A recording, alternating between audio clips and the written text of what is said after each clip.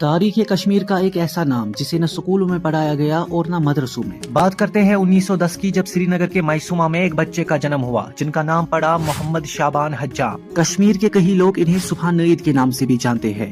یہ وہ دور تھا جب کشمیر میں ڈوگرا حکومت تھی۔ اس حکومت نے پروسٹیٹیوشن کو کشمیر میں ایک الگ عروج دی۔ کشمیری لڑکیوں کو دلی، لاہور اور پنجاب جیسے شہروں میں بیچا جاتا تھا۔ پروسٹیٹیوشن کی خلاف ورزی حکومت سے بغاوت کرنے کے برابر تھی، کیونکہ اسٹیٹ ریونیو کا ایک بڑا حصہ کشمیر کے پروسٹیٹیوشن سینٹر سے جنریٹ ہو رہا تھا۔ ڈوگرا حکومت نے کشمیر پروسٹیٹیوشن سینٹرز کو 3 کلاسز میں تقسیم کر دیا تھا۔ یہ کلاسز لڑکیوں کی صحت، عمر، ذات اور رنگ پر مبنی تھی۔ ان میں سے پہلا کلاس حکومت کو اینولی 40 روپے ٹیکس جنریٹ کر کے دیتا تھا، دوسرا کلاس 30 روپیہ تو وہی تیسرا کلاس 10 روپیہ ٹیکس اینولی جنریٹ کر کے دیتا تھا۔ یہ حکومت کی ٹیکس کلیکشن کا ایک بڑا حصہ بنتا تھا، جو کہ 24 سے 26% تک جاتا تھا۔ اسی بیچ 1910 میں میسوما میں جنم ہوتا ہے شعبان حجام کا۔ اپنے عمر کے مختصر وقفے میں ہی شعبان حجام ڈوگرا حکومت کے باغی بن گئے۔ 14 سال کی عمر میں ہی پروسٹیٹیوشن کے خلاف شعبان حجام نے اپنے انقلابی اشعار لوگوں میں تقسیم کرنا شروع کر دیا۔ وہ لوگوں کی بھیڑ میں جاتے تھے اور ان کے ہاتھوں میں ایک پرچی تھما دیتے تھے، جس کی وجہ سے لوگوں کے دلوں میں حکومت کے خلاف ایک چنگاری جل گئی۔ شعبان حجام کے ان پیمپلیٹس کو ہم کئی ناموں سے جانتے ہیں،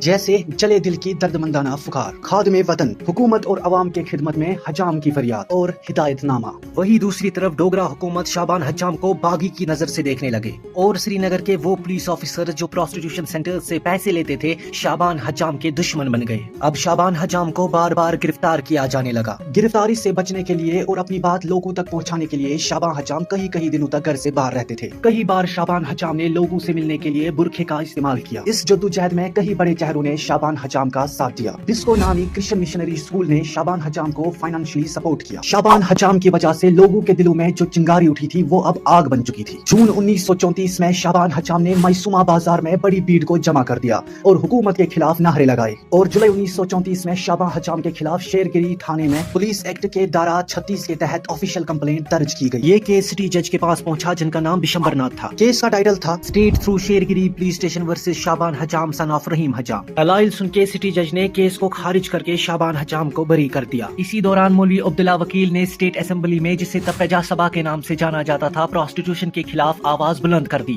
لوگوں کا غصہ دیکھ کر ڈوگرا حکومت نے ایک قانون نکال کر پروسٹیٹیوشن کو کشمیر میں ختم کر دیا، جس قانون کو آج ہم the Jammu and Kashmir suspension of immoral trafficking act 1934 کے نام سے جانتے ہیں۔ یتھے پٲٹھۍ کشمیرٕچ تٲریٖخ، سیاست تہٕ قانون زاننہٕ باپتھ کٔرِو اَسہِ فالو۔ بیٚیہِ اگر تُہۍ یہِ ویڈیو یوٗٹیوٗبس پٮ۪ٹھ چھِو وٕچھان تیٚلہِ کٔرِو سٲنۍ چینل سبسکرایب۔